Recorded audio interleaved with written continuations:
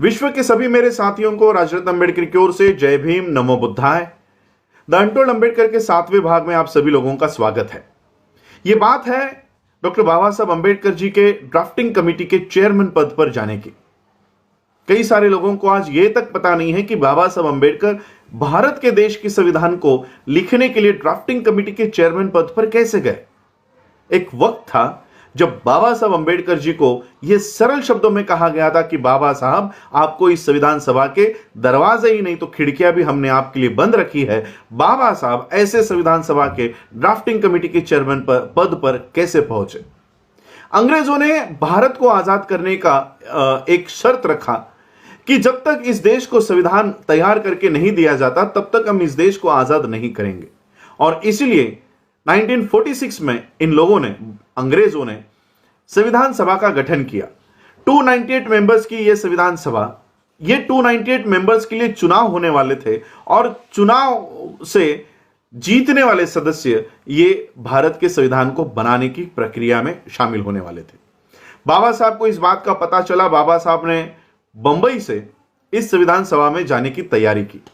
जब बाबा साहब अंबेडकर बंबई से इस संविधान सभा में जाने की तैयारी कर रहे थे, तब गांधी और पटेल ने आकर बाबा साहब से कहा कि बाबा साहब, इस संविधान सभा के दरवाजे ही नहीं तो खिड़कियां भी हमने आपके लिए बंद रखी है, हम आपको इस संविधान सभा में आने ही नहीं देंगे।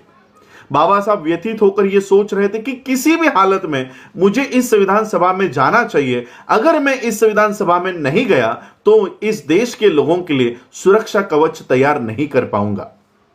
बाबा साहब की इस व्यथा को देखते हुए पश्चिम बंगाल में बैठे हुए जोगेंद्रनाथ मंडल, इन्होंने बाबा साहब को पश्चिम बंगाल में आमंत्रण दिया कि आप यहां आइए।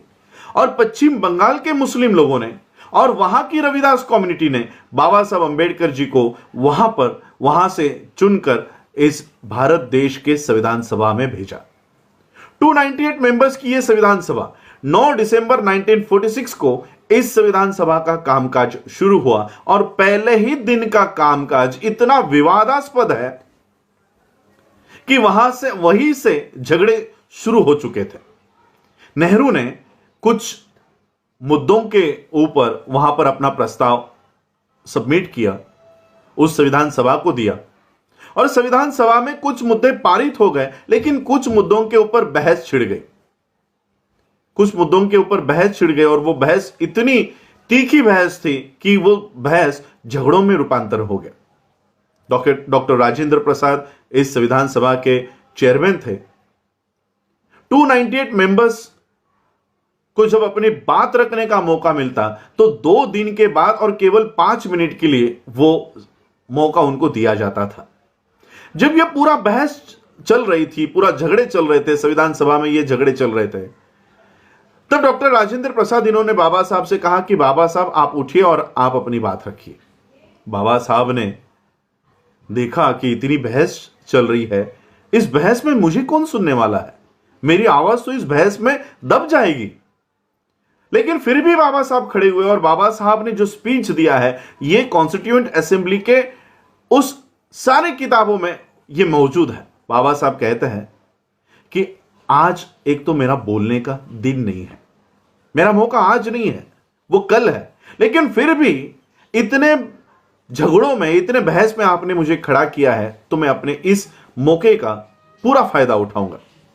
5 मिनट का समय बाबा साहब को दिया गया था और जैसे ही बाबा साहब ने अपनी बातों को रखना शुरू कर दिया, जो सभागृह शोर कर रहा था कुछ ही क्षणों में शांत हो गया और बाबा साहब क्या कह रहे हैं इसकी ओर कान देकर सुनने लग गया।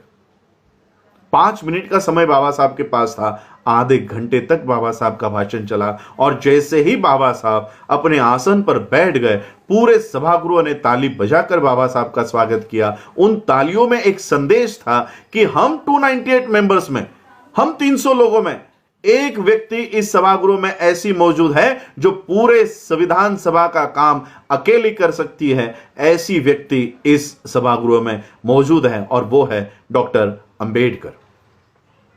बाबा साहब ने धीरे धीरे पूरे संविधान सभा का कब्जा कर लिया, ताबा ले लिया। कोई भी सवाल हो, कोई भी मुद्दा हो, कोई भी बहस हो, पूरा सभागृह बाबा साहब के पास देखता कि बाबा साहब अब आप इसके ऊपर हल निकालिए। लेकिन यह बात नेहरू को हजम नहीं हो रही थी। नेहरू सोच रहे थे कि यहां से तो बाबा साहब अंबेडकर जी के प्रति लोगों का आदर बढ़ते जा रहा है। नेहरू ने वहां पे एक षड्यंत्र किया।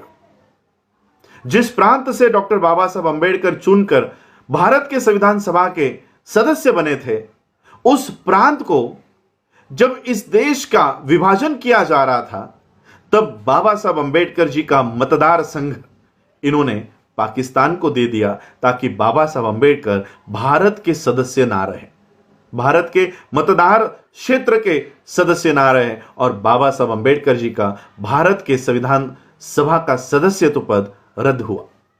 बाबा साहब को इस षड्यंत्र का पता चल चुका था, और इसलिए बाबा साहब ने नेहरू या गांधी के सामने हाथ फैलाने के बजाय, कोई मांग करने के बजाय, बाबा साहब अंबेडकर जी ने राम से मैकडॉनल्ड को पकड़ा और कहा कि नेहरू ने मेरे साथ षड्यंत्र किया है और मेरी सदस्यता रद्द हो, इसलिए जानबूझकर मेरा मतदार क्षेत्र यह पाकिस्तान को दे दिया है।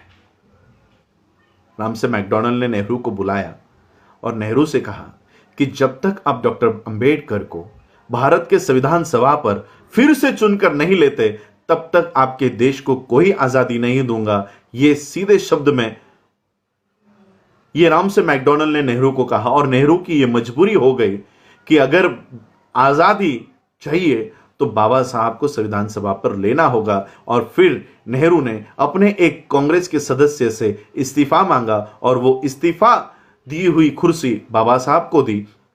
बाबा साहब फिर से इस भारत के संविधान सभा के सदस्य बन गए, और देखते देखते बाबा साहब अंबेडकर पूरे भारत के संविधान सभा के ड्राफ्टिंग कमेटी के चेयरमैन पद पर गए।